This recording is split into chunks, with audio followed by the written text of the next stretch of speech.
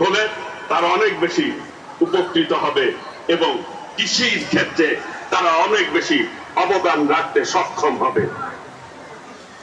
বিপুল কৃষি সমৃদ্ধের এই ক্ষেত্রভূমিতে আপনার আগমন অত্যন্ত গুরুত্বপূর্ণ এবং ভবিষ্যৎ কৃষকদের জন্য অনেক বেশি নিজেদেরকে সমৃদ্ধ করতে পারবে, শক্তিশালী করতে পারবে আল্লাহর রহমতে।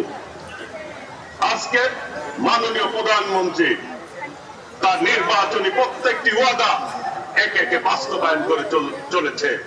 এই দেশের জনগণ আপনার উপর আস্থা রেখেছে, আপনার নেতৃত্বে এই দেশের মানুষ আজকে ঐক্যবদ্ধ হয়েছে। আপনি ভোটের কালির দাগ না শুকাতে শুকাতেই ফ্যামিলি কার্ড দিয়েছেন, কৃষকের ঋণ মওকুফ করেছেন, ইমাম মসজিদের বেতন ভাতা নিশ্চিত করেছেন।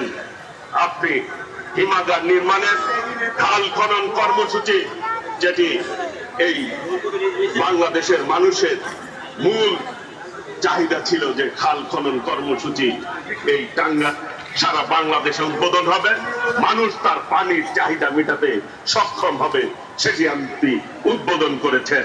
কৃষির ক্ষেত্রেও এই খাল খনন কর্মসূচি অত্যন্ত গুরুত্বপূর্ণ ভূমিকা পালন করবে। আজকে আমি সবাইকে আন্তরিকভাবে ধন্যবাদ জানাচ্ছি, মোবারকবাদ জানাচ্ছি। আমাদের মাঝে উপস্থিত হয়েছেন মাননীয় প্রধানমন্ত্রী, যার নেতৃত্বে